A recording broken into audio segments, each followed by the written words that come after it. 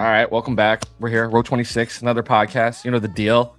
A couple weeks off. Obviously, we're doing these intermittently right now during our NFL offseason because we are mostly a football podcast, as you guys know. But some exciting things, obviously. You see it.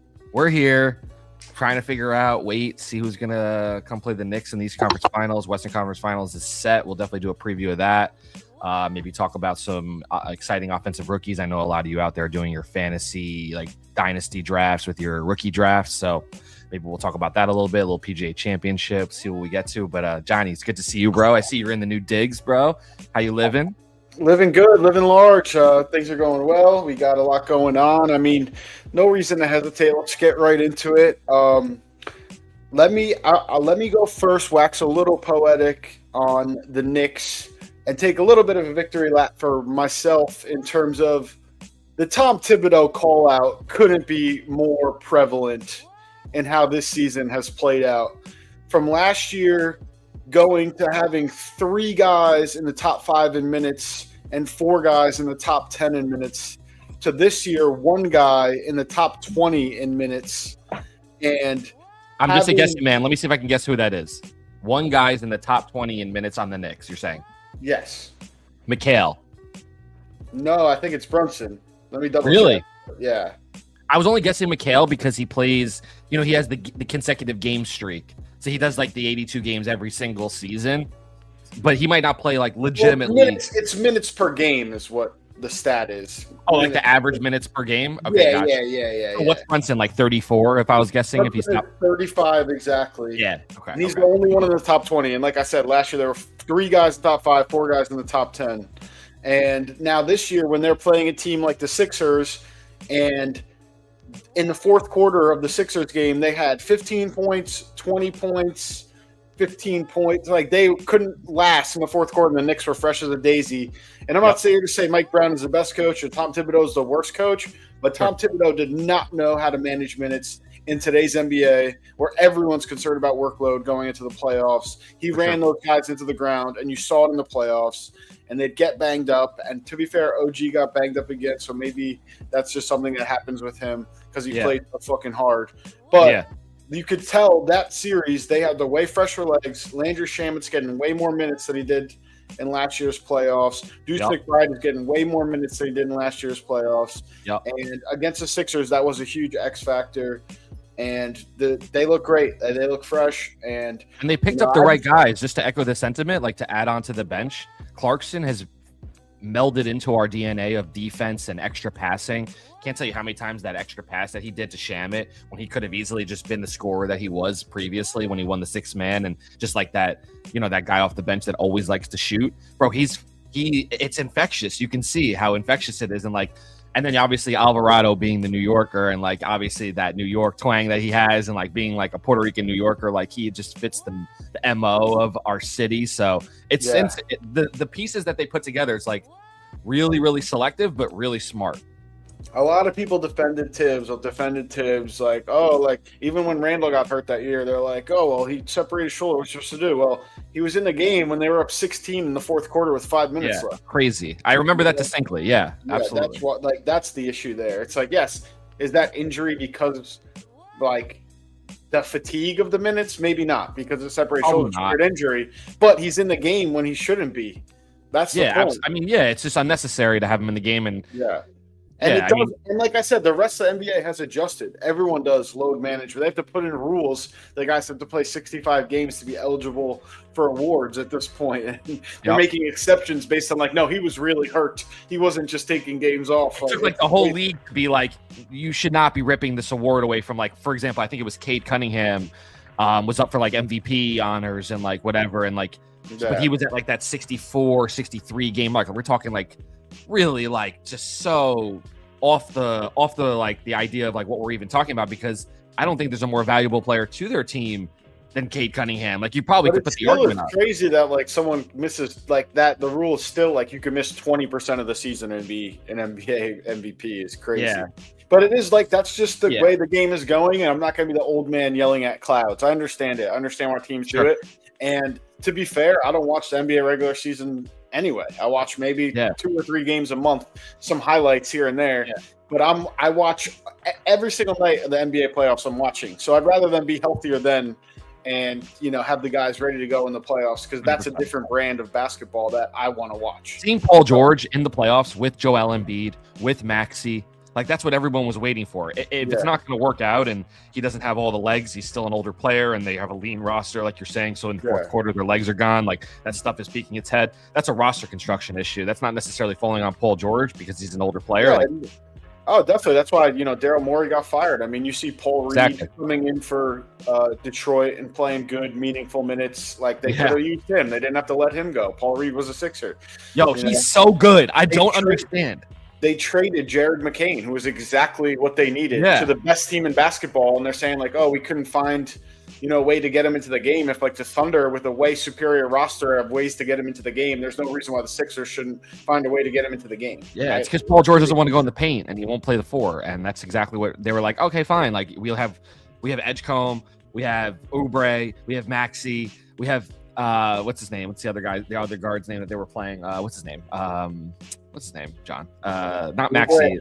The guy. Not Edgecombe. I know you're talking about Grimes. Grimes, thank you. Yeah, they have all these guards like it, and they all don't want to go over the 3. They won't play the 4 and play in the post. They won't play that defense. But the 4 is like depends on your team. Like I feel like a 4, like Paul George could guard Julius Randle the way Julius Randle plays basketball.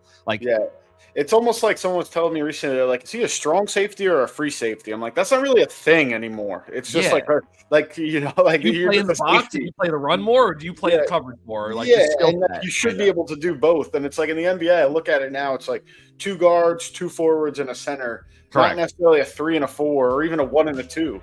Like I would even say, I'll take it a step further. There's no center, John. I'll take it a step further. Like I would say 3 forwards, 2 guards. Pretty much. Yeah, I mean, I feel like maybe there's some centers, for the most part. Yeah, but for the most part, I'd agree with you. Like, there's no the game has become positionless, and like obviously football, it's like within the spectrum of, like I said, just safety. It's not, obviously there's still corners, and then within corners there's nickels, stuff like that. But when I heard that, it was like strong safety and free safety. Like nobody uses that terminology anymore in like the coach's room in the NFL. If anything, they'll say like field safety, box safety. Not like a Chancellor and Earl Thomas. Like we know one guy's one thing and one guy's the other thing. Like you have to be able to do everything, and that's how the NBA is now. Very much positionless. But getting into the Knicks, obviously they're looking like a fucking wagon. They're gonna have a lot of rest going into this series, and we just talked about how they had the fresher legs against Philly. They're going to have the fresher legs this series. Is there a team that you'd prefer to play? And then, piggybacking off that, we'll get into tonight's game and where you think it's going to go. Yeah, I mean, tonight's game, we could definitely get there. I definitely want Cleveland to win. I mean, home court is going to be important when you have so many days off. I feel like that's where I landed. I know you're probably going to land in a similar spot because when you take so many days off and then you have your home court to kind of give you that jolt when you come out, like your pregame warmups, there's going to maybe a whiteout or whatever they might do to theme up the MSG and stuff like that. Like it's going to be bumping in there. And, from that perspective, and it's a bunch of lifer Knick fans that are celebrities. Like it's not Celebrity Row in LA where it's just a bunch of random people that don't know anything going on with the Lakers. I feel like a lot of the lifer celebrities that sit courtside for the Knicks are like real Knicks fans. And so everyone's been waiting for this moment, which is like where we feel like actually we're the favorite and we can do something this year. I don't think this is the same feeling that we've had in previous seasons where it felt kind of we were still playing in that underdog world. Last year, I feel like we were right there, like because we took Boston and everyone was like, then like, oh, the Knicks are kind of serious. And then obviously Indiana played such great basketball and Tyrese was freaking out the whole playoffs. So one of the best playoff runs I've seen from a guard in a long time, actually. But, I think that we want Cleveland, obviously. You want the home court. But to be frank, I'm not afraid of either team, Yeah, no, that's where I was going to go to it. Like, I think the Knicks should win this series no matter what. Get back in the finals for the first time in a long time. The East was wide open this year. It was a time where Boston looked like they might be making a push, but they absolutely crapped out in the playoffs against the Sixers. That was pathetic. Even with Tatum going down, I mean, the Sixers had, like we said, we were just talking about against the Knicks. I don't know how you lose. How do you lose to the Sixers? They have 5 or 6 guys who could really play, and they absolutely, came back and smoked the Celtics after losing by like 40 points in game 1 and going down 3-1. It was kind of crazy. A weird series. Yeah, very weird series. And then But yeah, no, back to the Knicks and whoever they're going to play. It's weird because the way Harden has kind of been playing, this is kind of the setup for him to fucking blow it in Game 7. That's kind of his MO. But it's weird with obviously you want home court, so I give the slight edge to if you're a Knicks fan wanting the Cavs to win. But I do think the Cavs roster is better than the Pistons roster, particularly with Duran playing the way he is right now, and not being a guy who was 20-10 in the regular season, and now in the playoffs having multiple games like under 10 points. Yeah, I agree. I think Duran's fraudulent. I've said for a while he's fraudulent. He's like Gobert on offense and not as good of a defender. He's very limited on offense. He can make free throws, but I like Paul Reed. When Duran got hurt the other day and Paul Reed comes in, Paul Reed is a basketball player. Like he's been excellent off the bench, but you can't rely on Paul Reed to be your number two. Well, he can't shoot a lick. He literally can't shoot a lick. His form is like one of those like long, like. But he was making his little elbow jumpers. But one point I want to make before I lose it is you can't rely on Tobias Harris to score 20 points a game. Not against the Knicks. It's not going to continue. So if they're relying on that, it's the last 3 years straight, John. We've seen this guy. Yeah, and he literally didn't have more than like 2 or 3 games of 20 points in a row in the regular season, and he had like 9 in the playoffs or something crazy like that. At least bias. Shouts to bias, man. That's crazy. But I'm just saying, he's had to get you can't rely on that, especially like you said against the Knicks with guys like Bridges, hopefully OG back, maybe defending him. Like he's gonna struggle. Even Josh Hart. Josh Hart's another dog defender. Yeah, like who's gonna frustrate him? I mean, this team, I think, like we're getting into right now, is like whoever comes out, they match up really well. I would say, you want home court, but I do think the more dangerous roster in terms of like guys just going off are Donovan Mitchell, James Harden, Evan Mobley, Jared Allen. I like the kid Tyson off the bench. I like Max Strus as a dog defender and also just big time 3-point shooter. Yeah. Yeah, the kid Dean Wade. Dean Wade's all right. Plays basketball. Yeah. Merrill. Yeah, Sam Merrill. The roster's a little stronger. Yeah, Sam Merrill's another shooter. Like if they get hot, I think they have maybe a better chance. But then again, like you said, in the Garden with Knicks fans starving for appearance in the finals, like I don't see either one of them winning a game in the Garden. So if you have home court, it's basically a guarantee.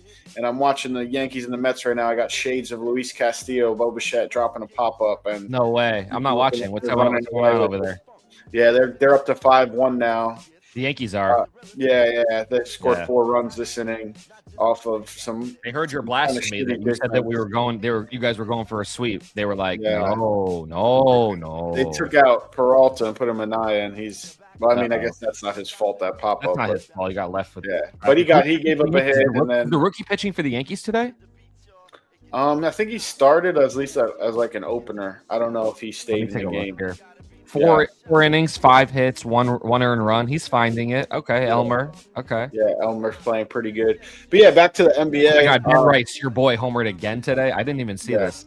Yeah, he's a monster. I do like Ben Rice a lot. That's a baseball player. That's a baseball player right there.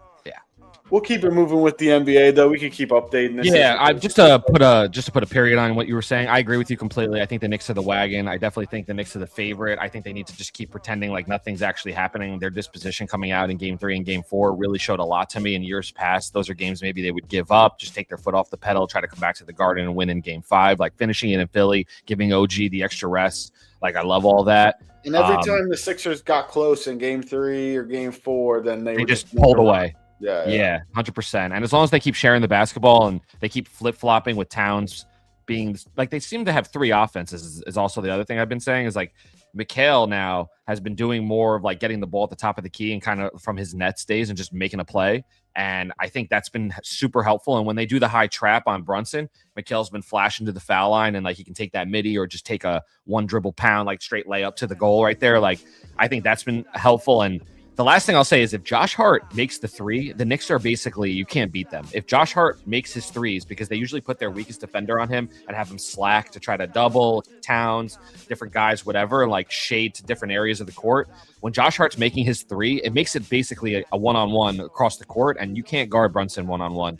There's no way. So, and you can't really guard Towns the way he's been playing one-on-one. And my dad made this point. I want to mention this to you, John. I feel like you'd appreciate this, like some of these subtle things. But like he said, Towns hasn't been falling as much. Like when he goes to the cup, his whole body falls underneath the hoop, and it's a 4-on-5 going the other way. And it's like you can't win basketball games giving up like you're always on the heels on defense, even after a made basket. That's like almost like a double-edged sword. That's not what you want to be doing. So Towns staying on his feet, using more of the hook shot, more in control when he goes to the hoop, or really being a distributor has just changed. That's where I was about to go with it. Was like piggybacking on that point of like him not falling. Also, just like you were talking about the 3 different offenses, like Towns being a passer. We did not see that at all, whether it's we want to say with Thibodeau, whether that's Thibodeau's fault or a mentality change in Towns. Like he has like multiple triple doubles this playoffs. He's got, he's averaging, I want to say probably over 7 assists. Like like last year, I think he was way under like 4 assists maybe a game in the playoffs. Like I don't even think that high. Shooting the lights out, like he hit some big threes and he was shooting crazy last year. Remember some of those? He always was a scorer, but seeing him at the top of the key, distributing or passing out from the post, like you said, the difference too with him getting more assists is them hitting their shots. Obviously, Deuce in that last game came out on fire, like crazy. And he's scary. Deuce is one of those guys. He's scary. Yeah, and last point to put it, like you kind of mentioned before, of just like not getting to game 5, but not just like ending the series to end the series, ending the games and winning these games by 50 points, 40 points in these closeout games, 30 points. Yeah, like, the way they're outscoring people is insane. Like the domination. And like I said, the East is a bit down this year, to be fair, but doesn't matter. You still got to do it, and they're coming out and they're doing it. And it's not like they're playing 7 games. They're winning in 4 against the inferior talent. Like we can talk about the inferior talent, but they're also doing exactly what that's what I'm saying. They're doing what they're supposed to do and more. Right. Exactly. So the Knicks look great. They do look like a wagon. I think barring something, unforeseen, they're looking good to make it to the finals. But then again, we'll see what happens. There's always you gotta line up. And there's still that guy. That brings us to the game tonight. There's still that one guy. Yeah. Yeah, no, I mean, before we get into the West, I guess just your final prediction for tonight's game and how you think it's going to go. Best player in the game. I didn't like Mitchell. Like Mitchell's, one thing I do want to say about Mitchell is that sometimes he just does boneheaded shit. Like he went for a dunk last game and he clearly didn't have the angle. It's like he's kind of just like playing in a rec gym sometimes, the way he plays basketball. Like he always does, like he loves the start and stop, like starting almost from half court and getting downhill really quickly. And like he has this, like, it's almost out of control sometimes. Sometimes he's cooking, and obviously he's a lethal player, but sometimes I'm not really feeling his style, and I don't know. Sometimes he feels like he's out of control. Like he's not making the winning play every time. He's just making the plays that he knows he's made in the past, even if it's like not even there to be made. And sometimes he does it, but like, I don't know. He's a weird player to me. He's a great scorer, but like that last game was weird. Some of those. Yeah, no, death, taxes, and Zach finding a way to hate on Donovan Mitchell. Listen, I'm just being honest. I'm teasing, but he didn't play great last game. And when they made the trade for Harden, I did like the trade because Garland gets hurt a lot. He's like as good as he is as a young. We both said we liked that trade.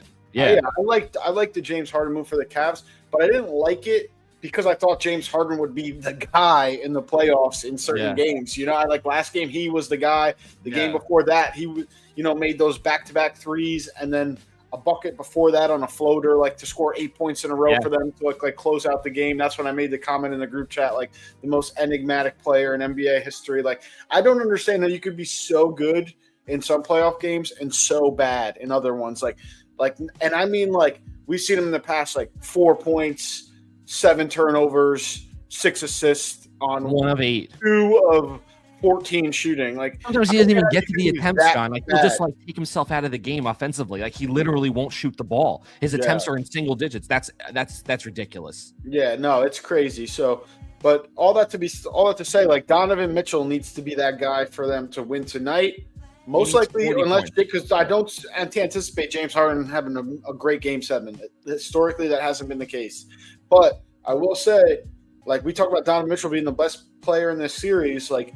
That's a debate with Cade Cunningham. And Cade Cunningham does look a little banged up, a little tired. He's been carrying these guys, but he's also could go for 35, 10, and 10. Yeah. Make this a fucking game tonight. The problem with Cade is he's in the Brunson first season bucket right now, almost like he's like forcing the issue, and that's where the turnovers are happening. Yeah. He's averaging the most turnovers of any player, but that's also based on usage. So you have to obviously we take that as a grain of salt, being real fans, not just being morons that read stat sheets. But so we understand, you're averaging 33 points a game, whatever it is.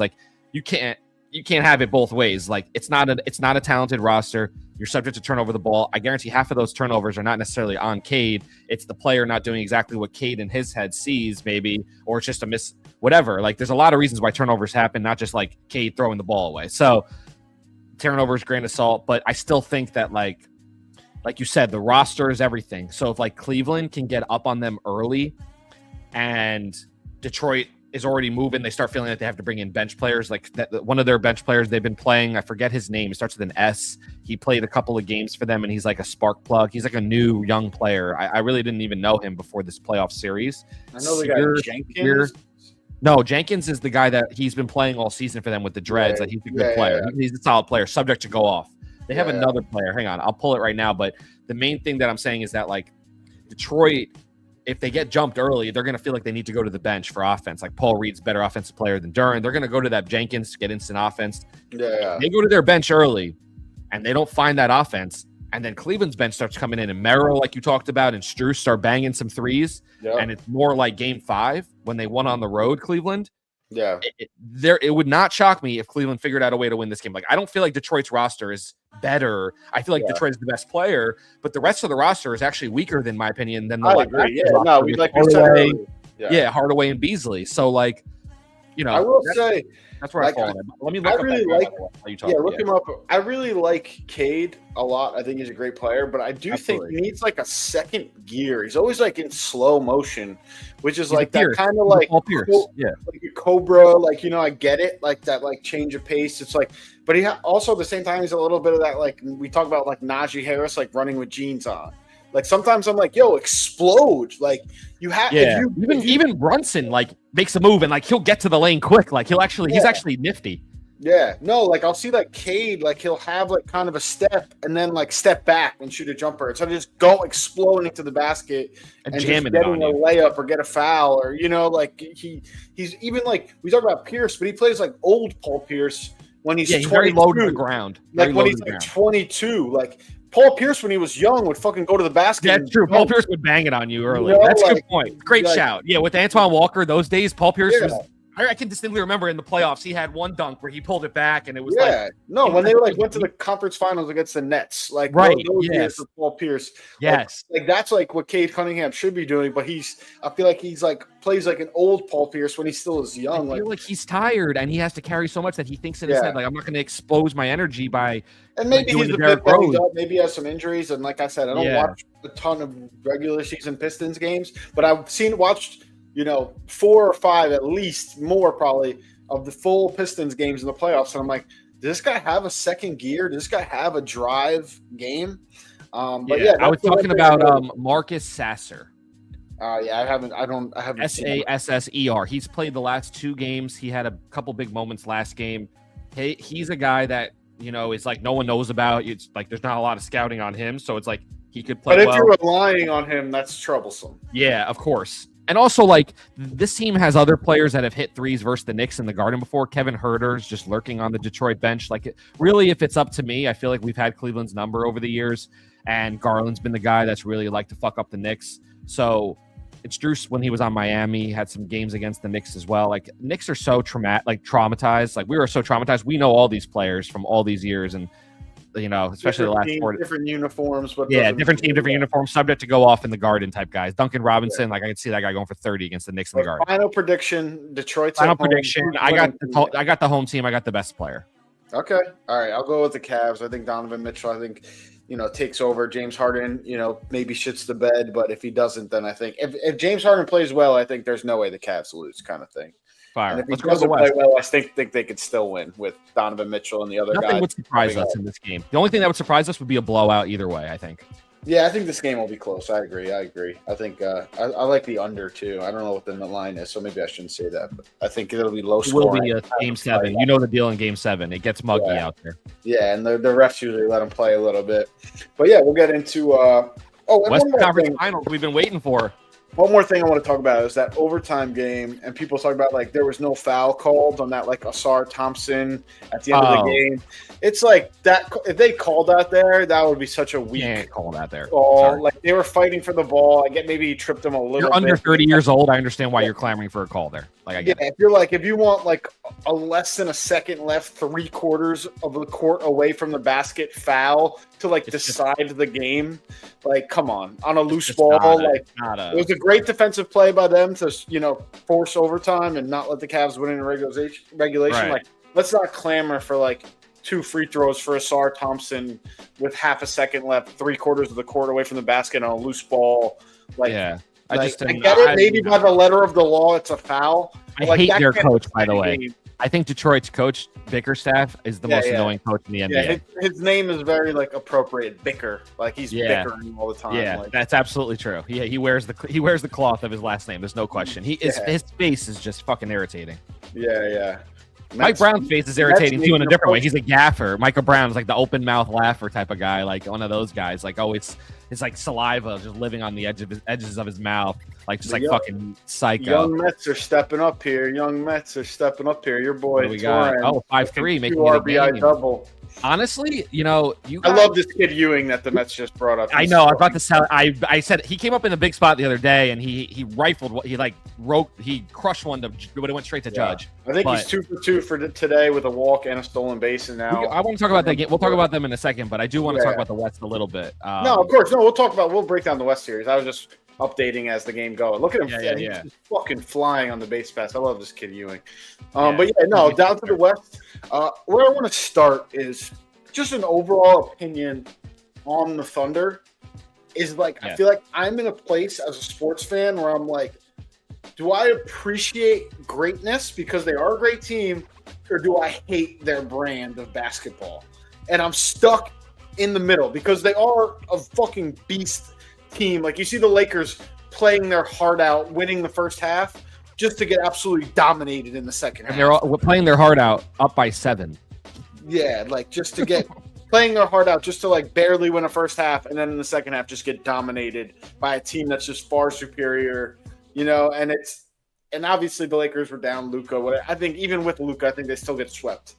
Obviously OKC hasn't lost a game in the playoffs still. Yeah, probably. Luka is a defender, is just a cone. So I feel like they might not be able to stop Luka, but it's just a different person scoring. Rui Hachimura was on fire. I like when they when they lock down, they put you in the torture chamber. They bring in Caruso, fucking Lou Dort, Caruso, Shea, Chet, and fucking whoever else is out there. Like defensively, that's a fucking wagon.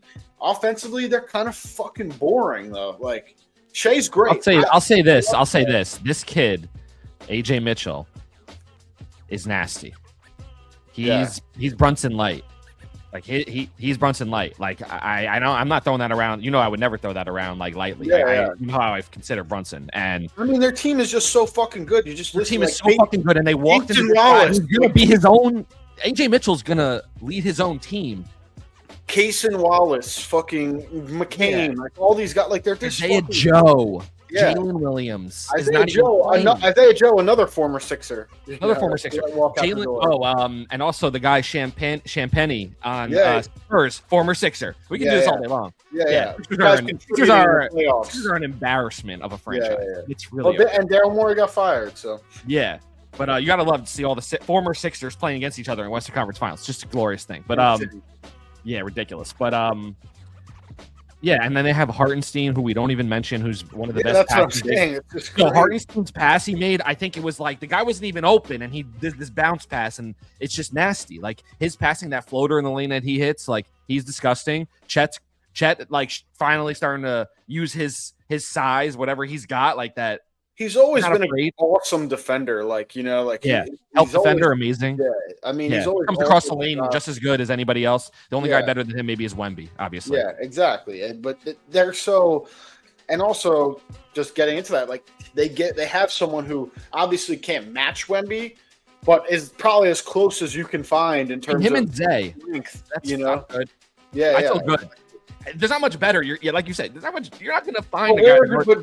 but basically, where do you land on that debate? Is this team like bad for basketball because of their brand and their style, or is it just like sometimes you just need to appreciate greatness? I think it's greatness for sure. Shouts to Shy for winning the MVP in a back-to-back year. That's rare air to win back-to-back MVPs. But I also think that there's part of me that's like, you watch Shy score and he does a step back, like clean, like no travel, nothing. He's not doing anything illegal. Like it's all clean, and he hits a 3 and he just takes over the game. And it's just like, okay, I see why he's the best player in basketball. Like it's very obvious. When he wants to take over the game, it's impossible to guard him. He's so good. So efficient. Like he shoots over 50% from the field as a fucking guard in today's NBA. Always shoots his jumpers. 30 points a game. Yeah, all under the rim. It's crazy. Yeah. Like he doesn't jam. He doesn't really live in the lane like that. He sometimes gets to the rim, and he's still an artist with both hands. Like super talented. So you can't take anything away from Shy. Like, I mean, I've told the group chat about this. I know everyone loves associating me to McCain now, and like because of the TikToks and shit, it's hilarious. But I've been saying for a while since he drafted from Duke, I was like, this kid has what it takes to be like a 40% shooter from 3 and be your worst nightmare coming off a bench. And I've been saying that McCain, like instant offense, like really has such a great jumper. He knows how to play. He's a chippy player a little bit too. You can tell. Like I'll put it like I broke it to the group chat. The trade happened, and then I think Casey was like, "Oh well, they have Edgecombe, Mad Maxey," and I'm like, I'm not even talking about the Sixers side of it. The fucking Thunder just got a fucking beast off the bench for nothing. 14 points off the bench, shooting 40% from 3. Yeah. And that's before Mitchell was even really discovered. Like, I feel like this kid, AJ Mitchell, is going to be a problem. This is the kid. He will be the difference if and when they make the finals. And let's say in a great world, the Knicks make the finals. That second unit where Shy gets out of the game and Brunson's out of the game, and you have AJ Mitchell on offense, Deuce McBride and Shamit have their work cut out for them because this kid's nasty. And I can't say it enough how good this kid is. He will be his own leader and one of the best players on his own team in a future iteration. It's coming. I'm telling you, there's no way he's going to be able to stick around. They're going to be able to afford him because he is so good at basketball.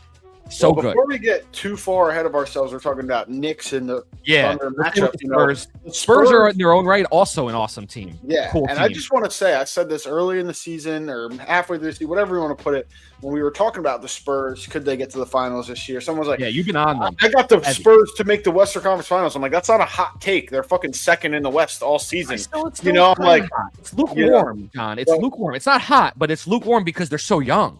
But to make the conference finals, I'm just like, that's, they have a great chance to do that. But that being said, one thing I said when I was making the claim of like this Spurs team, if Dylan Harper continues to play better and better, I said it then, like Dylan Harper can be an X factor. And when you see Dylan Harper doing double behind the back dribbles, getting to the rim, dunking with the left hand, like they're scary. This team could beat the Thunder. Obviously, I don't put too much stake in like, in the regular season they beat them 3 out of 4 games, whatever the fuck it was.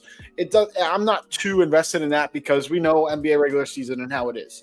But if, like I said, Dylan Harper, Castle, Wemby, if all these guys are a little bit ahead of schedule, I see the series going 7 games. I don't see the Thunder running over them. They could. I wouldn't be shocked if the Thunder win in 5 or 6. But I think this is going to go 7 games. I think this is going to be like, I'm excited for this Western Conference Finals, maybe more than I've been for a playoff series in a long time. I just think there's so many storylines. I think there's so many young, exciting players. You talk about, you're waxing poetic about AJ Mitchell. Yeah. And then we see on the other side, we got fucking Dylan Harper and Stephon Castle and Wembanyama. And like we talked about with the Spurs early in the season, they're also just stacked with good role players like Vassell, Keldon Johnson, Cornette. Like even like Cornette, maybe not even playing a ton right now, but just like his presence of like a champion presence in the locker room, champion former experience. Yeah, for sure. No, I agree. I think the Spurs are interesting. I love Dylan Harper. This draft class has turned out to be awesome in a lot of varieties, so which is really cool to see. Dylan Harper. I mean, you could make the argument right now. You're starting a team and you need a piece on your team. Like, man, obviously Cooper Flagg is the best player from the draft, and Con Knipple is amazing, but like Dylan Harper is right there. That guy's a winning basketball player, like straight up, and he plays defense. He's a dog. He looks like a veteran. The way he moves, the way he operates, he looks like he's been playing in the league for a minute. He has that shake to him. So yeah, definitely a big fan. Wemby, I obviously is a psycho. I do love. He's amazing. He does things on the court you can't coach. He does change the game a little bit. It'll be interesting to see how they use that against him, because OKC is such a cerebral team in the way they play, like drawing him out of the lane to get back cuts and things like that. But he gets the balls in terms of those back cuts and still blocks them. It's psycho shit, like alien threes from the paint. Like, yeah, he's a crazy guy. He's crazy. He's crazy. Yeah, he broke basketball for sure, and he does things that I don't understand. But they are gonna, like you mentioned, they're gonna throw Holmgren and Isaiah at him, and they're gonna battle him to the fucking death. Chet's got to make the three. That's huge. Chet's gonna have to pull him out and make the three, and he's gonna have to work his ass off for everything he gets this series. They do, and then also, like we talked about, that team defensively. Like, I'm waxing poet about Dylan Harper, but he hasn't gone up against Dort and Caruso, who are gonna fucking frustrate him and be veterans. Yeah, and fucking Case and Wallace, these guys are going to fucking throw everything in the kitchen sink at them. And they work the refs. It's like two sides of them is like crazy. Like, they're very physical, and the way they play is like, when you're physical with them, they use it against you, and then they get you frustrated because they work the angles of the ref. That's where I was going to go before, when you're like, do you hate this team? And that was kind of what I was about to get to, is like more along the lines of like, I don't hate them because of that. I hate the way the league calls their games and lets them feed into it. Otherwise, they wouldn't be doing it. So I feel like it's more a league problem than like them, because they're just using it what's accessible to them, like any other good player should. Like, if the league's going to call it, then you should lean into it. Even Wemby the other day flopped like it's an officiating problem for me versus like the league problem, and they just do it the best. You can't get mad at the team that does the best, but don't take anything away from the fact that they still play incredible basketball. And like, I could see all 4 games being super close, but a sweep. I swear to God, like every game being super close, but they just don't have the shy that can really get his own shot outside the paint. Castle's of Donovan Mitchell. He jumps off 2. He's one of those athletic kind of guys, but he can get super hot. Obviously not like Donovan Mitchell from shooting, but like just like that type of player, their square way of playing basketball, in a sense. You know what I'm talking about? Like, I just think Castle's a little bit bigger, a little bit bigger, and Castle's Castle's not a cone on defense either. A sneaky big wingspan, but he's still only 6'2" at the end of the day. For sure. And he always jumps off 2. He loves jumping off 2. Like 6'5", 6'6". He's a bigger guy. Even like D-Rose, obviously not as quick, but like just like the jumping off 2 that met that way of playing athleticism. Like, Castle's super athletic, but I also think Castle's shooting is really improved throughout the playoffs, throughout the season. That's like the big thing that was like the big. That's what we talked about when I talked about Dylan Harper. I was like, this team is so young that they improve over the season. A few months ago, they're not as good as they are now. No question. They're improving at a higher rate than all these other teams because they are so young. But that being said, they lack the experience. It's a double-edged sword. It's a Pacers type of team almost. Like the Pacers, like no one really knew like how amazing maybe Miles Turner, but like, and Pascal in a sense, but like no one really knew like some of those young players. The Naismith, Nembhard, whatever, Naismith, all these guys. Even Tyrese himself was getting better. They got fucked in that lottery because the trade for Zubac, crazy. And then they had protected the first 4 picks, and then they get the 5th.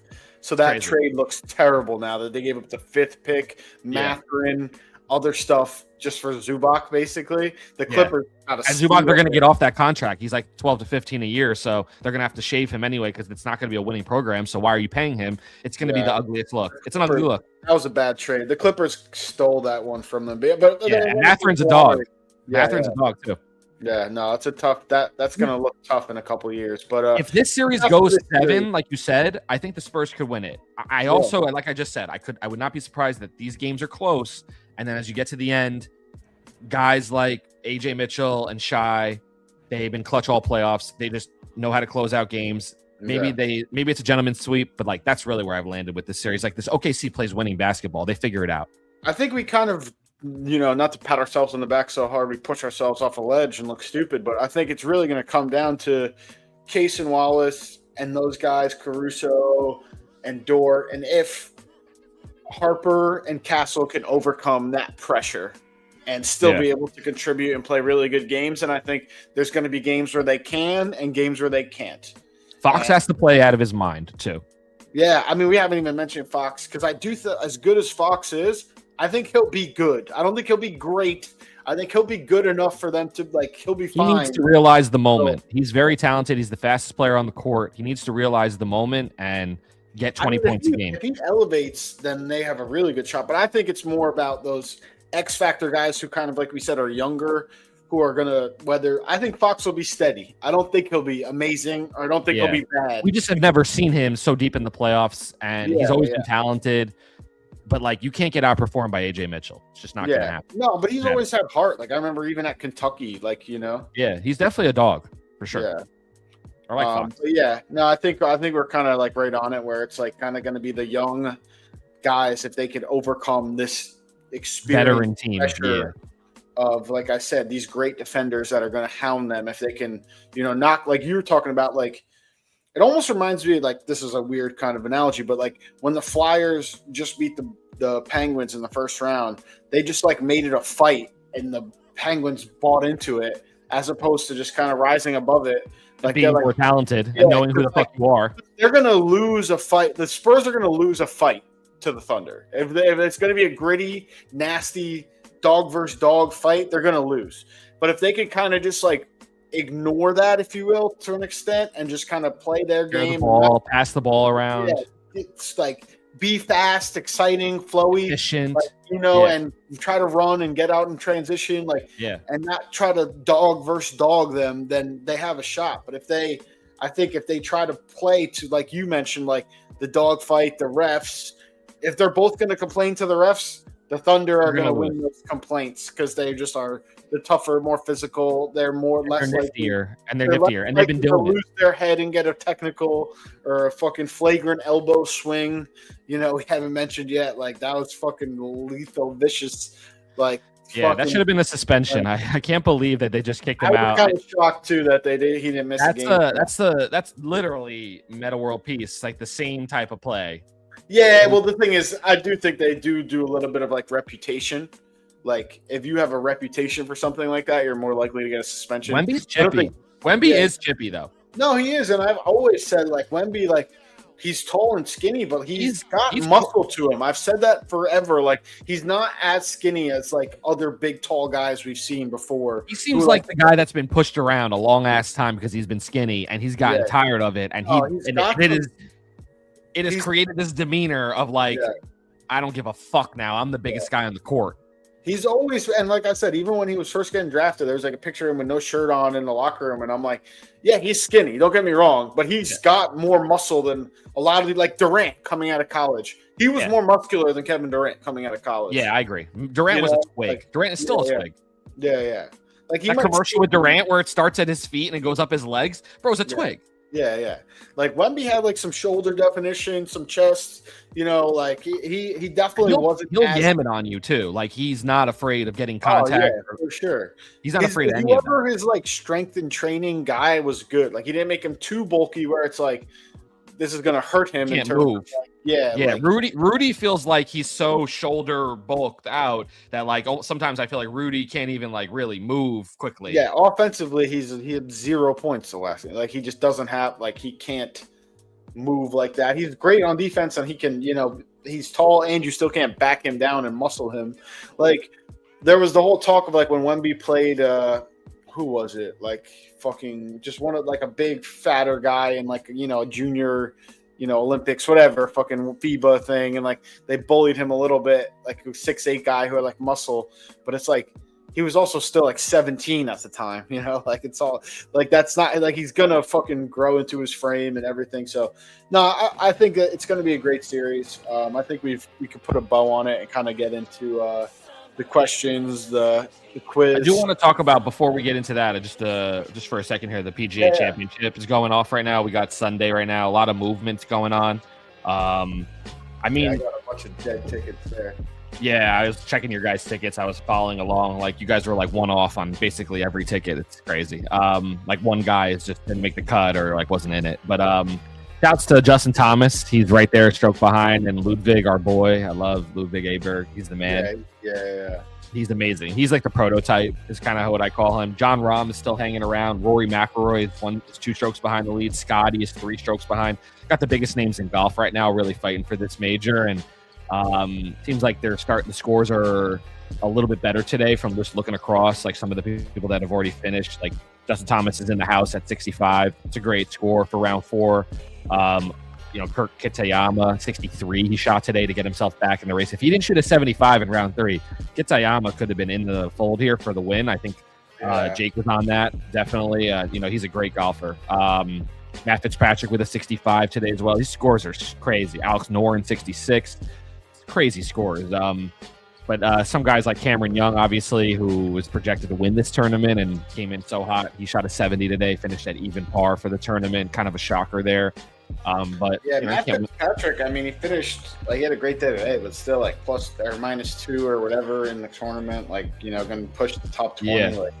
He shot in the 70s the first 3 rounds. So the fact that he finished -2, that's he went up 35 spots for his round today. So that's a huge round to make you a lot of money. Probably made him literally probably hundreds of thousands of dollars just today's round of golf, which is psycho to say. Yeah. Jordan Spieth, I think we're just going to continue to arrive there. Finish tied for 20th as of right now. He could get bumped out of there if -1 gets to be fair to Jake, his tickets were fucking 10 to win 1,000. Yeah. I'm not even talking about these tickets. I'm more talking about. I'm not even. Yeah. I thought he picked a lot of good. I think he was circumventing wins. A lot of good golfers that were in the fold throughout the weekend, and guys that even I thought he's also just off by one guy. It's not easy, You get these guys that are coming in super hot, that are playing great golf. And I should just threw in a couple that were +300 or 400 as opposed to all these +1,500. Yeah. I should have threw in a couple of my own, but personally, the way I would bet golf if I was a bettor, and I'm not really a gambler at all, but if I was to bet golf, I would do 2 people on a ticket. And I like one top 20 and then one top 10, maybe something like that, or one top 10, one top 5. But that's still hard. You're shooting in a barrel. You're shooting in a barrel, bro. Ludwig Aberg, I would bet on him every tournament. It's just his game is just too good right now. He's shot in the 60s the last 2 rounds here. He's in position to win this tournament. I would love to see that because I really want to see him become the guy that everyone knows he can be. He's a very exciting player. But Rory's obviously always safe, but you're not going to get a lot of odds on a guy like him. John Rahm coming in was super hot. People don't follow Liv, but he was very hot coming into this tournament, and he's an elite golfer. He has 2 majors. If he wins this tournament, he'll have 3 of the 4 Grand Slam, which is crazy to say. It took Rory 13 years to finish the Grand Slam. This guy John Rahm could be 1 tournament away and win it. Yeah. That's why a lot of people I think were on Spieth, because they're same kind of guy. Kind of similar to Rory at the Masters, 1 away from the career Grand Slam besides the PGA, and this course was kind of you don't necessarily need to bomb it, it was underrated anymore in terms of length, I think, because a lot of people were saying that the long drivers were going to be able to make a lot of hay in this tournament because of the fairways, because of the way the fairways were set up towards the green, but the greens were evil. You're talking about a northeastern course. These greens are crazy, and some of these are just not. You're not going to just be able to 1-putt a lot of these, in terms of just the way the hills are set up and things like that. You got to expect a 2-putt almost. You got to get there in one less stroke. Rory to be kind of in it now after that, first round where he fucking choked, it's kind of insane also. I know he finished 4 bogeys last 4 holes in the first round, and now he's -4 on the 7th tee, and the leader right now is -6. Takes a couple holes for him. He shot and think about it this: the first round he shot a 74. Most guys they shoot a 74, they're going to get cut because you can't bounce back off that. Even if you if you shoot a 70 on Saturday, you're cut. So you have to shoot anything better than 68 to get there. And from the math, it's mathing here. So he shot a 67, and then he shot a 66 round 3. And now he's -4, in the cut right here. And he had a 74 round, which if you look across all golfers right now, I'm looking at every single golfer in the top 50 right now. There's not a worse score for a round. 74 looks like it's the worst round I've seen here of any of the golfers in the top 20. I'm dead ass. I'm looking at all 3 rounds. And he's tied for 8th right now at -4, and he's only on the 7th hole. Like Smalley's already wrapped up at Smalley's through 5. Sorry, I'm looking at Justin Thomas. Yeah, Smalley's through 5. Cameron Smith's through 11, and he's -5 as well. Yeah, Shouts to Cameron Smith, good golfer. Aberg, Taylor, and Rahm are the other guys, and Schmid are the guys at -5, and they're all around the same 6, 6, 5. They're Schmid. Oh man, it's cool. Yeah, a lot of these cool names that you see, like Ben Griffin, even like a young stunner who was on. Even Smalley, this would be his first PGA Tour win, and I know. He's fucking at the leading PGA the tournament, shot less than 70 in all 3 rounds so far, 67, 69, 68. Sick shit. Yeah, good work. Yeah, it's a good tournament. It's 10 minutes for me. It's in Pennsylvania. Arizona. Yeah. I said on the group chat, like the last time they held the PGA Championship, fucking Gary Player won it. It's been fucking years, dude. 60 plus years. Yeah, long time. All right, and then you want to do the quiz first or the Hops Corner first? I'll do the quiz. I'm gonna take a hit on my my little bong ski here. Okay, sounds good. It's a pretty simple quiz. Like we said, we are a football podcast. First, 32 players were drafted in the first round this year. Name them.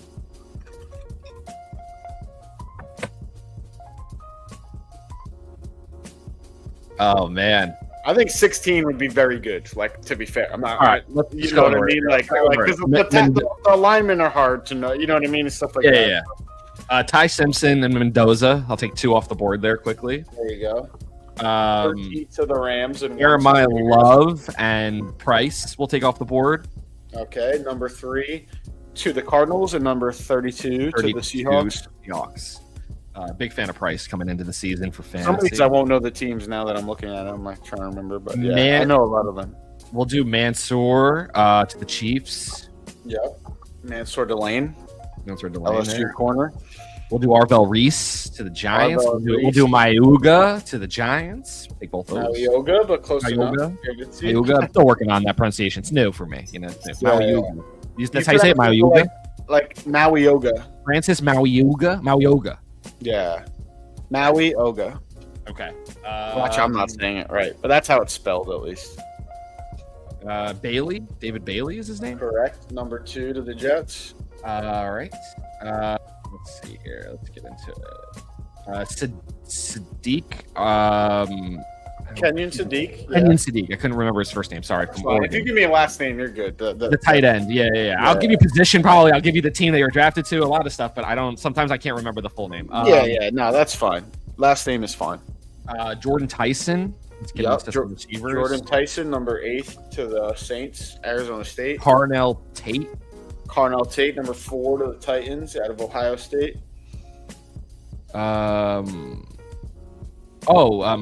Malachi Lemon. Is that how you say his name? It's Mackay Lemon? Yeah. It's not Malachi. No. Not Malachi. Malachi is the other guy who got drafted by the Cowboys. Yes. You got to give me a last name. Malachi Lawrence. You have to give me, Malachi Lawrence. UCF Cowboys. Yeah. Okay. I confused the first names there. All right. I'm in there. Yeah, you're doing good. You got 1, 2, 3, 4, 5, 6, 7, 8, 9, 10, 11, 12 so far. So you're doing great. 13 with Price. All right. Let's think. A lot of easy ones still. Yeah. Who's the offensive lineman that got drafted before the Giants at 9? Or at 8, I think it was 8. No, 9. You have it. 9. Yeah, I was on it. Yeah. Oh man, what's the name? 8 was Tyson. You already said. Right. What was that offensive lineman's name? Give me 1 second. Onera? Oh. You're not close with those. Those are wrong. Okay. Let's think. Maybe move away from that one. Yeah. Sonny Styles went 7. I was just about to say I don't want to give too many hints early, but yeah, Sonny Styles, so the Commanders out of Ohio State. Okay. Sonny Styles. I'll give you a couple more seconds. If you keep slowing down, I'll start helping. No, I'm still thinking here.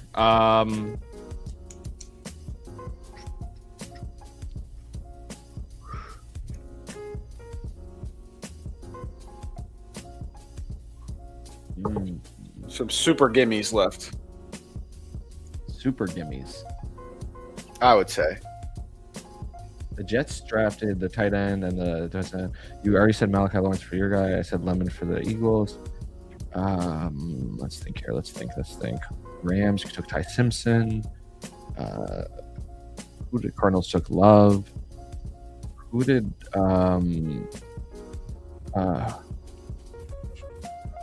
Chargers took that linebacker? What the fuck is his name? Took that middle linebacker who I liked. God, what is his name? Chargers didn't take a middle linebacker in the first round. Maybe it was the second round then, but they got a linebacker that I liked. Maybe he was a second round pick then. But they took right before the Cowboys took Malachi Lawrence. They took. Okay. All right, I'll start helping. You hated that the Giants didn't take this guy. Oh, Caleb Downs. God damn. Yeah. Thank you. You're welcome. And I got one. What's his name? To Tampa, Ruben Bain Jr. That was the second biggest gimme after Downs. Oh, what's it called? The other offensive lineman, who went before Mayuga. He played for Utah. He's from Utah.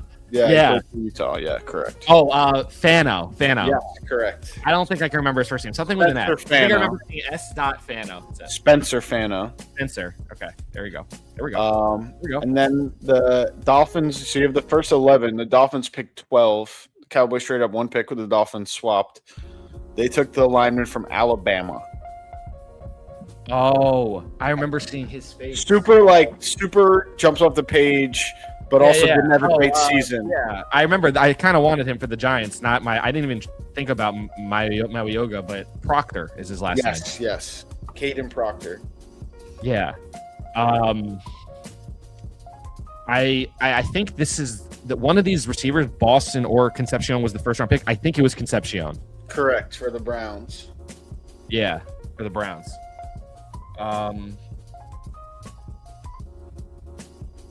God, the Jets didn't take like a linebacker or an edge or something like that. They took an edge right before the Cowboys. That's the guy who I thought was the Giants. He played with Ruben Bain at Miami. Yeah. Oh my God. Mezzi. Mezzi. Yeah, you're right on it. You're halfway through the last name.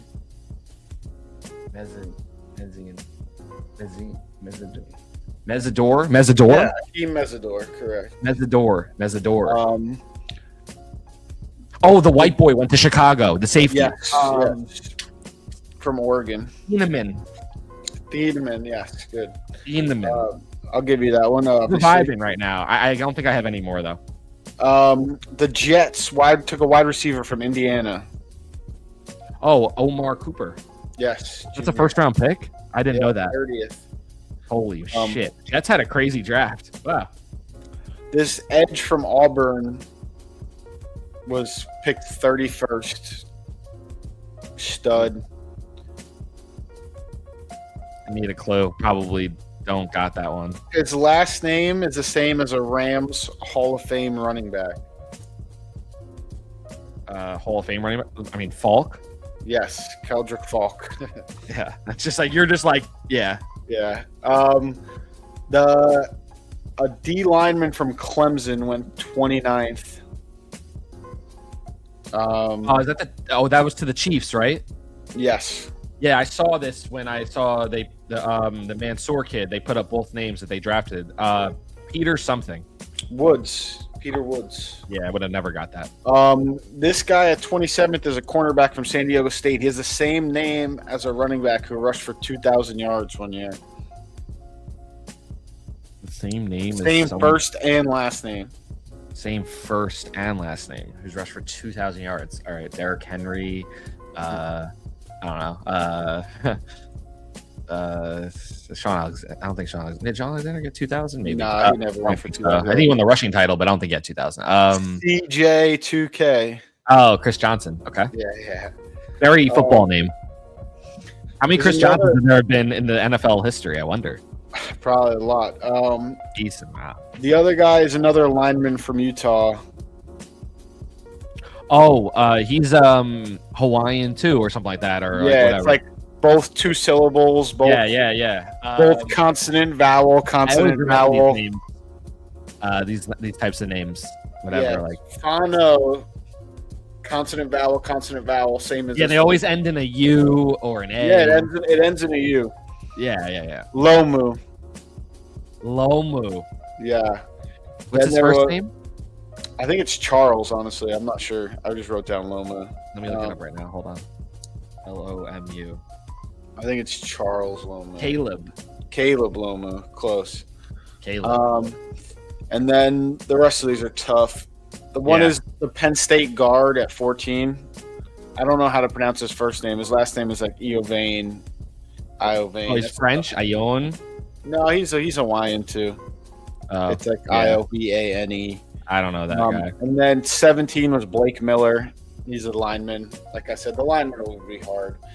Max E. Hennichor at 21. Oh, yeah. That's to the Steelers. I remember that pick. Yep. And then Banks, the D lineman from Florida at 18.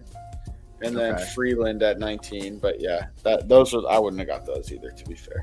Not bad. Yeah, no, very good. Very good job. And then we'll get into the. You did. If I did second round, how good would you get? You think? I mean, if you got. No, you.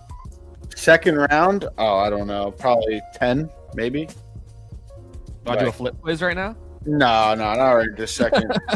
Trying to get into it, dude. No. I got a good hot score, or else I would. All right, let's run that time on this. All right, better betting field sibling song. Gotta get through this, or unwritten. We gotta get through this.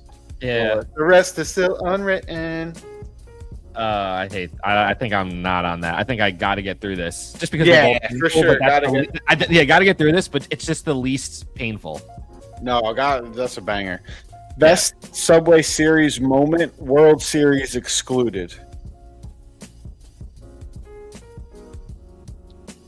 Best Subway Series moment, World Series excluded. Yeah, so you can't be like when the Yankees won the World Series against the Mets, because that's like obvious. No, I was going to give a moment within the series. The Derek Jeter home run. Yeah, I was there for that game for sure.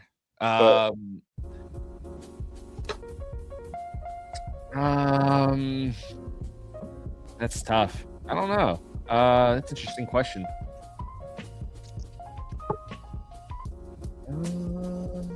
You could pass for now. Come back to it. Yeah, I'll pass for now. I got to think for that. I got to think Best about that. Reality TV show to watch with your lady. Reality TV to watch with your lady? I mean, I would stay away probably unless your lady's a good friend of yours, and she better be somebody that you can talk honestly with about relationships and shit. Otherwise, I'd stay away from reality TV. Probably these girls. It could be reality competition too. It could be like Survivor. Oh, okay. I mean, we like Love Is Blind. Love is Christy Blind. and I love chopping it up. Yeah, we love chopping it up. It doesn't have to be like Southern Charm or some shit. Yeah. I got you. Okay. Yeah. Best sibling duo in sports history. There's so many good ones. Probably just because of the accolades and how dominant they were in their sports, got to be Serena and Venus. I like that one. SpaghettiOs or Chef Boyardee? Chef Boyardee. Oh, nice. Who should the Wiz take at number 1 overall in the NBA draft, or the Wizards, I should say? Yeah, the Wiz sounds like a WNBA team. Sounds like a fucking musical. Oh, yeah, there you go. Yeah. Sounds like a bad nickname for a kid that's smart in your class. Who should they take? Probably. What's his name? What's that kid's name? From BYU, DeBansa or Peterson? Yeah, probably. Or the Boozer kid. But I don't know.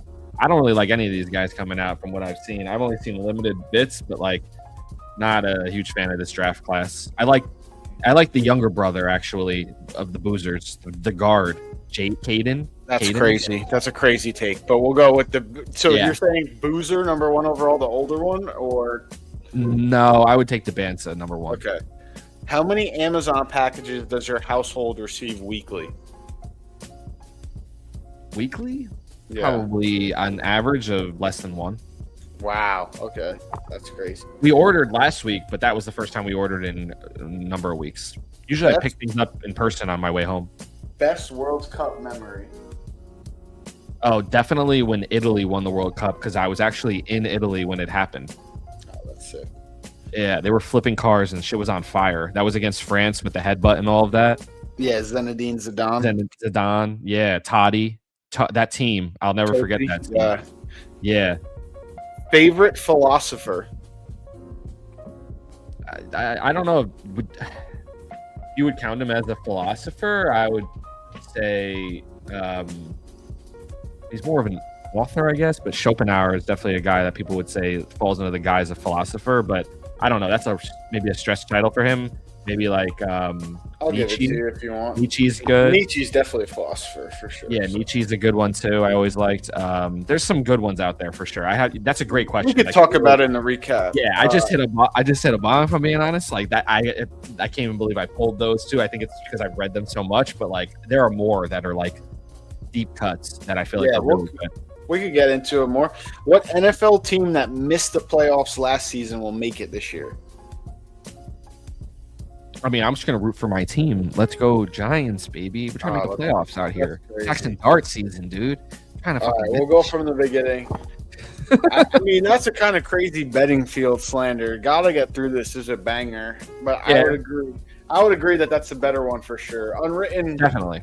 Unwritten is good, maybe in the right place. It had some moments.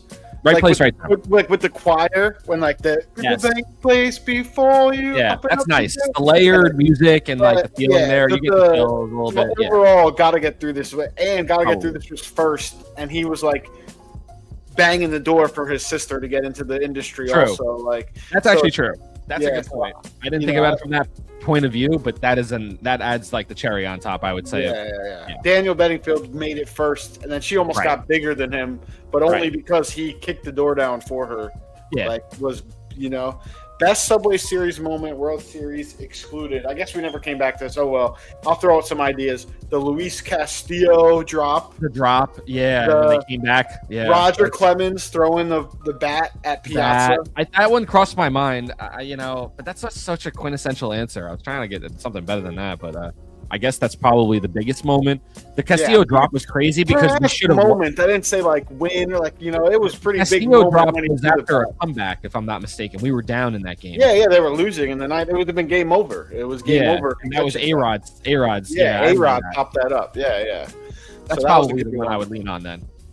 Best reality TV show to watch with your lady. Love is Blind. I've never watched Love is Blind. I watch a little Love on the Spectrum. We watch. That's kind of crazy. I can't watch things like that. I mean, we have. I don't watch it like religiously. I've just seen it like here and there. It's entertaining. I'm sure. Love is Blind is good. It's gotten worse over the years, but if you watch the earlier seasons and it's like you could see, and a lot of these people are still in relationships. They have children. They bring the people back at the end of the show, and like they put them into the audience, and obviously the people from that season are on the stage, and they go through all the people lying and all these different things, and they like really chop into all the stuff that people didn't maybe see during the show. But for reality TV, it's pretty good. I'm into all the competition reality though, like Survivor, The Challenge. I always think that's good to watch with your girl because it's like a blend of like competition. I don't want to say sports. But you guys figure out who you think is going to win, so you try to make guesses. Competition, like athleticism and in the challenges or whatever, and then there's the strategy of like the social manipulation for voting and whatever. And then there's also drama, like there's couples and shit drama like that. Shit, yeah. It's a good news of all the world. Yeah. So like the Challenge, Survivor, stuff like that. And then whatchamacallit? Like, but my girl loves like Summer House, and like that I just listen to her talk and just kind of nod my head. What is that? Like that's like the actual reality show, just people who live together in the summer or whatever. Like like that stuff, like a Jersey Shore type. Yeah, and that stuff. So like, there's like big drama within that. You're literally just watching other people live their lives and and like fight and shit like that. I don't pay attention. She loves to tell me, and I'm just like, I'll try to like come back at her with like. Yeah, so like the Mets prospect AJ Ewing just came. You know what I mean? It's like Cassie works in the little medical kid. field, doesn't she? I thought, if I'm not mistaken, does she work in the medical field? She's in public health, so in a way, like, you know, she teaches like CPR classes and. Oh yeah, she doesn't give a shit what's on the television. She's just turning on the dumbest fucking shit to turn her brain off. Yeah, probably. So well, she's into it, but she's like I said, like I'll be like, oh, it's like someone from Summer House was like on like Traders, you know what I mean? And then I'll be like, oh, okay, like, you know, that's that person. But and then next up, we had the best sibling duo in sports history. I think Serena and Venus is a good answer, chalk answer. What inspired this question was like I saw like Sterling Sharp's Hall of Fame speech, and I was like, Sterling and Shannon Sharp is pretty good. The only two brothers ever in the NFL Hall of Fame. Yeah, that's a good one. Yeah, I thought that was. I don't know. But I think Serena and Venus probably. Yeah, that's not the same level as Serena and Venus. They were both number one for consecutive weeks for a long time in their own iteration. Yeah. But also, it's like championships.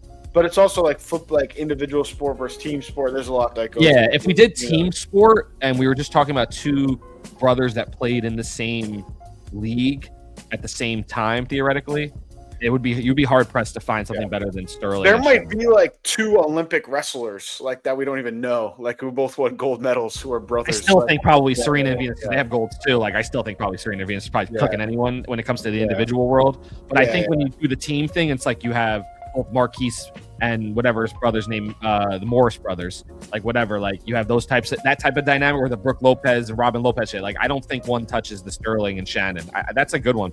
Yeah, I think for men right now, I don't think there is one though. Yeah, and then SpaghettiOs or Chef Boyardee. You said Chef Boyardee. I like 8 more SpaghettiOs, but I kind of agree. Like the Chef Boyardee, like a little bit better. There's like less meatballs, but like the sauce is a little better. The meatballs are a little better. Yeah, you know, more like, ravioli-ish versus like pasta-ish. That's true too. I didn't even think ravioli. I was more thinking about like the O's, like your O's. Well, if you're just doing O's, then probably SpaghettiOs. But like if you're doing all the different options, I like that. I like that take. I like that. That's a good take. Who should the Wiz take at number 1? You're not a fan of this year's draft. You said the other Boozer brother. AJ DeBanza. Insane. Not like he literally turned the ball over to turned the ball over to lose in the fucking. I know. That's okay. Yeah. This is what heroes are made. This is what heroes are made of. He only really was getting any burn because the other guard for Duke got hurt. Like, right. You know, but whatever. Fair enough. But now he's a slow burn. He's the younger sibling. He's the slow burn. I think Darren Peterson is going to be better. Like he obviously at Kansas like did a lot of like I'm not playing like, but then again, fucking Kyrie Irving played 12 games at Duke. Like it's like some people make that choice of like I know I'm going to be a high pick either way. Just like because Darren Peterson, I guess. Yeah. Kyrie had number 1 locked up versus Darren Peterson. Kyrie had not number 1 locked up from high school. Darren Peterson was a little different where like DeBanza and him were kind of neck and neck. So him sitting out games, maybe you could say like he's not the competitor you want, but that's crazy. And the Amazon package, I guess picking them up does change the dynamic of the question. Anthony Davis equals number 1 overall pick. You know this, right? The team that Anthony Davis gets the number 1 overall pick. He's working with the league. Oh, maybe. But how many? The last 3 or something like that. The Lakers haven't picked number 1 overall in last 2. He's 2 for 2 now.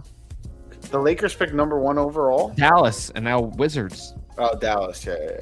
Good call. But the Lakers all those years never had one. No, because they were in the championship. Yeah, that's what I'm saying. Anthony Davis picked the Lakers for like 4 years, 5 years, and didn't get any. Yeah, exactly. And then AD gets hurt. They're like, bang, he'll be back next season. Let's give them the number 1 overall pick. All right, how many Amazon? Give them the number 1 overall pick. How many Amazon picks? Basically, you're saying the last 2 years his team got the number 1 pick. Yeah. How many Amazon packages does your household receive weekly? You said less than 1, but then you said you pick them up. So, like, how many do you pick up weekly? Like packages, like groceries? You're talking? No, I'm saying like. Oh, I'm not picking up Amazon packages. Yeah, I'm not picking up Amazon packages. Obviously, you don't go to a warehouse for Amazon packages, but that's what I'm saying. Yeah. So I'm saying that I order we order probably from Amazon once every 2 weeks. So if you did an average of all the days, I come home every day. There's an Amazon package. Yeah, there are times of the year that sometimes happens, but most of the time I usually stop on my way home at Safeway or something, and I'll grab everything. But if we run out of something and it's like specific things, then I'll put an order in Amazon and it'll be here the next day. And I order a decent amount too. It's not just Cassie, but like literally Cassie's away for a few days. She has like she has 1, 2, 3, 4 packages over there. I'm just like every fucking day there's fucking packages coming in and out. It's crazy. I would say it's closer to one a day than one a week for us. So that's I don't even go there. These battles, dude. I'm not trying to battle. I don't care. No, I don't give. It's not a battle. I'm just saying. I'm like, she orders a lot of fucking Amazon, and like I said, I order a good chunk too. I fucking I'll be clear. I live in the house where Christy tells me that she doesn't have makeup and she wants more makeup, and she's sitting on a $300 gift certificate to Sephora that I gave her for a previous birthday or whatever. Yeah. And I'm just like, you're complaining about something you can solve. Like I don't understand. No, it's just I'm more like some of it is just like it's in one window and out. And, I pay for Amazon Prime, so like if I like run out of fucking shampoo, instead of stopping on the way home, it's free shipping. I just fucking order shampoo from Amazon and it'll be there tomorrow. Like so. Yeah. That's true. That's what I mean. Like the small items like that. Yeah. If that happens, like absolutely, like Amazon's going in. Yeah, I I go to the grocery store only really for food. Like I don't get like if it's like household shit. If I need fucking lighters, if I need a pen, anything like that. But I steal pens from work, to be fair. But I need shit like It all varies because if I'm at, I also get a lot of pens from the Chase ATM because I'm taking out cash, play cards or whatever. I always. I'm a hotel pen stealer. I'm like anywhere. Yeah, sure. Yeah, it's milked into the price is how I look at it. Like absolutely. If there's like nice pens that are from the resort, they're right there. I'm like, this is mine now. Yeah, 100%. I used to hate like that. Like they used to have the pens fucking like connected to the book. Desk. Yeah. I like that. Like where you like would file a withdrawal. Those aren't even the nicest pens anyway, but they're connecting them. It's crazy. Yeah, insane. All right, best World Cup memory: Italy win. I like that one. The only other one I would say was like when USA actually made it out of the group round and then one game with Donovan and Tim Howard. Yeah, and then they lost to Germany on the Michael Ballack like handball, no handball. Yeah, that Germany team was fucking awesome. Roos, and we were in it with them. They won, like I said. We were in it with them for sure, and they were OD. They were OD. They could have called a handball on that Michael Ballack play for sure. Could have. Yeah, it hit like his elbow. Like I semi-recall this. Yeah, that USA. That was when we were like 10 or 11. That was like 2002. Yeah. Favorite philosopher, Schopenhauer. I think you're pushing the boundaries a little bit, but I don't hate it. Nietzsche. I comped to that. Yeah, I know, but it's not bad. And then Nietzsche, I like Rene Descartes is my favorite. I'm a Descartes guy. Radical theory of doubt, I really like. And then there's obviously the goats of like Aristotle, Socrates, Plato. Plato's good. Plato's really good. John Plato's Locke. really good. I have books from college on Plato, like a lot of them. A lot of these philosophy classes I had to take for my English degree. And if I had to pick one of the big three, I'd probably go Socrates. There's also like if you want to go like outside the box, like Confucius. Confucius is good. Yeah. John Locke is another good one. John Locke is a little. Now you're getting like almost more modern. More modern, yeah. Yeah. It's crazy that there's like no philosophers anymore. What are you philosophizing on? Life. Good. I like I said, be a philosopher. What does it take just to start philosophizing? I suppose. I guess. Exactly. Yeah, my philosophy is everything is a fine line. You're always walking a fine line between one thing and another. Like my big one is like. That's a shadow of stoicism in a sense. I guess, yeah. But how I look at it is like my main one that I always we'll talk about in therapy. Like one of my big guidelines in life is like. It's hard to be depressed when you're grateful, but there's a fine line between gratitude and complacency, and you have to walk that fine line. And like celebrate your small wins, but don't pat yourself on the back so hard you push yourself off a ledge. That's my philosophy. So I guess I'm a modern day philosopher. Let's see. That's what I'm saying. All you have to do in order to be a philosopher is have a philosophy. Is have a philosophy. Yeah. And then what NFL team that missed the playoffs last year will make it this year? You want Giants? To be fair, I was thinking Cowboys, but I genuinely believe the Cowboys defense is going to be a lot better. Excuse me. You talking about defense? Yeah. Defense? Yeah, well, you also need offense. Who's rushing the passer for your team? Malachi Lawrence, Kenny Clark, Rashawn Gary, Quinnen Williams. Okay. Yeah. I like our line, our offensive line. It's like the first time in years that I actually feel some kind of confidence with them. Yeah, I mean, we'll see how Mao Yoga does. He's got a bad back. That's like that's the only thing he probably would. I read about that a little bit. That was coming into the draft, right? They were talking about that a little bit. Yeah, I thought like third to the Cardinals would have made sense if it weren't for the bad back. To be fair, like I think he's that good when healthy. I assume the Giants did their homework. If that ends up being a thing, that's like malpractice at this point. Yeah, someone just said like. I actually think it was Sags who like posted something. He's like, this just reminds me of Evan Neal and he's not a tackle, Kayvon Thibodeau. Like, it's different guys, but like he's just saying like this is what it reminds me of like just two misses in the. People were talking about Thibodeau being traded. I was like, trade the fuck out of him. Like I was like, Kayvon Thibodeau, I think not quite a bust. Like he's not terrible, but a rotational guy. He's like a Solomon Thomas, maybe not even as good. Like he's just not. No, he's better than Solomon Thomas, but he's not. He's not a. I think that's even the point. Solomon Thomas has gone around the NFL. He gets contracts. Gets opportunity. He's not a prolific edge by any He's stretch. not a prolific guy where they draft him. And obviously, Evan Neal is just a complete bust. Yeah, that's a bust. And then, but I was thinking Arbel Reese, like, don't even put him at edge. Just let him play inside linebacker. Yeah, I assume that's what John's going to do. It doesn't make any sense, especially with Edmonds. It doesn't really make sense to put him at edge. He'll be an absolute fucking monster. I think he chose 52. Like it's funny, him and Sonny both chose 52 because of Ray. Yeah, Sonny Styles is a stud too, but man, that could be a bust. He reminds me of Isaiah Simmons. Like Bedner's trying to shut this down right now. 6'3", runners on first and third, one out in the ninth. He's painful. Bedner, that's not a solvent there. Every outing, you look at his box score. Every outing, there's traffic. Every outing, it's rare he goes just clean through an inning nowadays. Oh, something just happened. He's 0-2 on Vientos right now. Oh, he struck him out. Fucking Vientos chased about fucking above his head. Jesus Christ. What's his name? Stole second. Soto stole second, yeah. Yeah. Yeah, well, I mean, I don't know if you want to just follow this last at bat and then call it a day. Yeah, that sounds good. But that was a good question on the philosophers. That was very off the beaten path, which I like. Yeah, it was a good. Like I said, I had a good Hots corner. That's why I didn't want to go straight to the second round picks. Yankees scoring 6 runs with Grisham and Judge both going over today. Okay.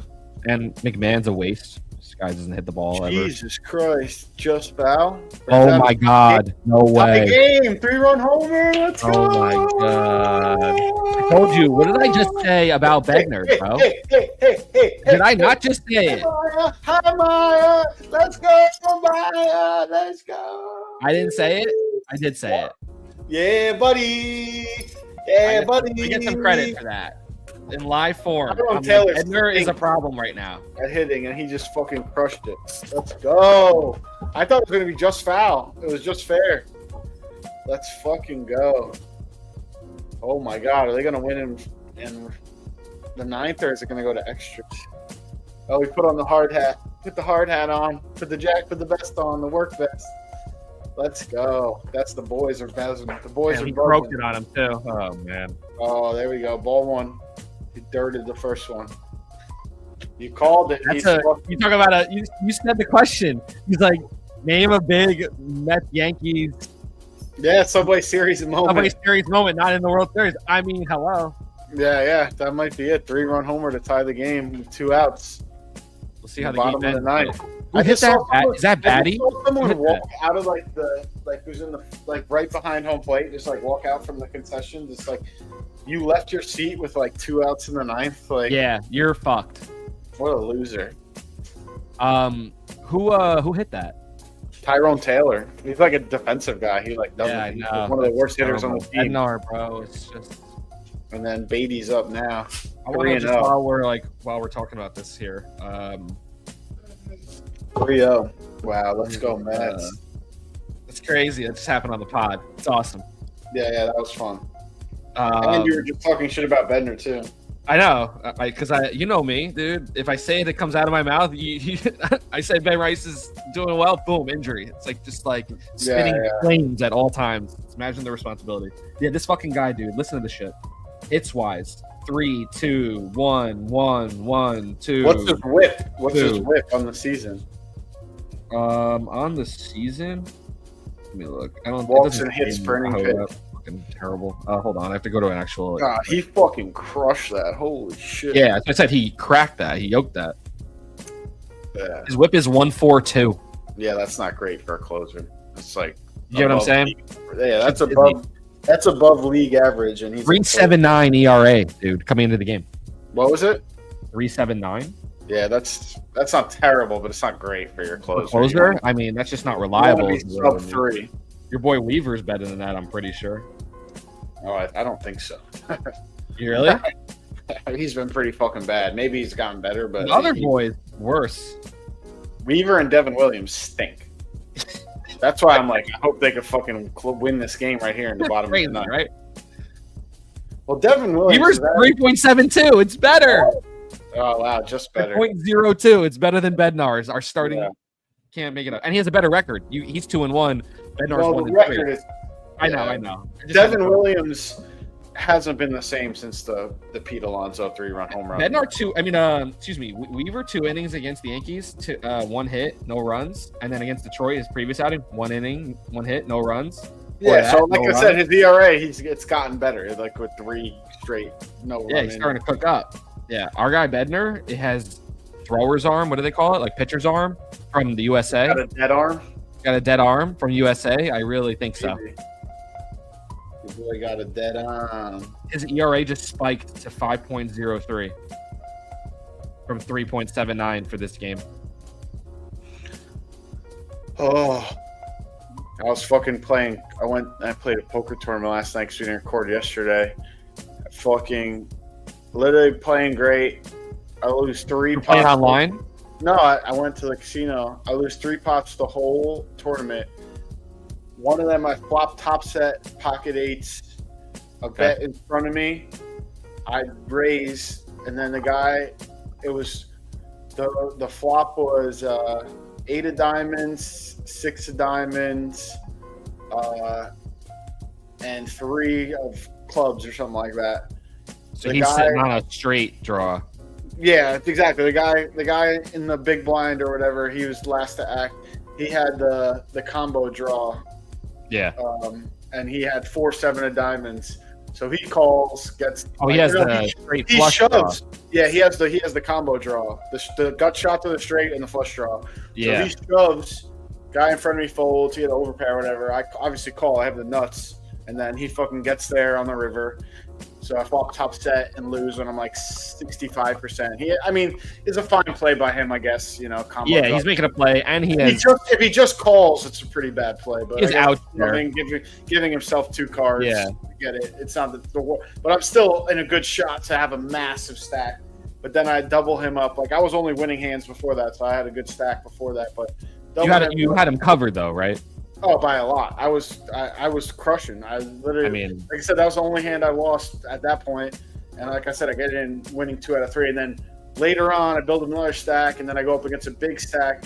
Pre-flop, I make it like 5K. I like 1,500 other blinds because he just limps. And then everyone else folds. He calls the 5K. The flop, I have pocket 4s. The flop is 4, king, 8. He's fucking. He bets in front of me, even though I raise pre-flop, and then like a big bet, and then I just go all in, and then he calls with 6-7 offsuit and hits the gut shot 5 right on the turn, just like that one. I was like 90% to win, and he hits that. That one hurts. That one you're looking at him twice. I'm like, I'm reading the fucking wrong books. Well, he just had a huge stack, and then if he was just like, if he didn't say anything, I'd be like, whatever. But he's like, yeah, when I just have like a bunch of chips, I might as well just call. I'm like, because you have fucking 4 outs for another fucking 70K. Like, you know what I mean? That doesn't make. He bet like 25K into like 15. I'm like, oh, I'm just going all in. I have like another 80 behind. Yeah. And then he calls and just gets there. I'm like, I've been reading the wrong fucking books. Like, you want to get in sets against people chasing draws is the whole point of the fucking game on the flop, and then I lose both of those hands. Only two. I lost another hand where I had ace jack versus ace king, where I kind of misplayed it, but it was just I was frustrated from the other hands. But I was just like, oh my god, I played literally lost 3 hands the entire time I sat down, but they were the ones I lost were the important ones. The all-ins on the flop when you're way ahead. Yeah. Should be like that in poker. I feel like it starts to once it gets downhill, it can be this very quickly. Oh, it's a grind. It's just there's nothing you can do. Which casino are you going to? I went to that tournament was at Rivers. I hadn't played a tournament in a long time either. I was just trying to. Cassie is at her cousin's. I was like, oh, let me go play a tournament. I haven't played one in probably a year. Yeah. I just am more and more. The more I play, I'm like I should just play cash. It's just like. Yeah, tournament's tough because it's more luck. It's more luck dependent. You're climbing a mountain, and at any point in time, a boulder could just come down and smack you off the mountain. And it's you gotta dodge the landmines. Yeah, versus with cash, it's you play a couple, you climb the mountain a little bit. Back in, you can get the money back from the person, but then again, in cash, the money comes off the table because the fucking casino takes their cut, and they're just But you think Devin Williams is gonna let us down, dude? Come on. No, Devin Williams is definitely giving up a run here. Yeah. All right. Well, we'll end it here, though, because who knows how long this overtime or extra innings, I should say, should take. We'll see. But go Yankees. Go Knicks. Knicks start on Tuesday. We'll see what we got with the Knicks. I'm excited to see. We'll watch the Game 7 later today and figure out who's going to play. But hopefully Cleveland figures out a win, and then the Knicks got home court, and then we're chilling. So, but good pod, bro. And, we'll see you go 26ers next time. Yeah, and we'll definitely talk again before the NBA Finals. Fuck yeah, of course. All right, peace. All right, y'all. Talk to y'all. Holla.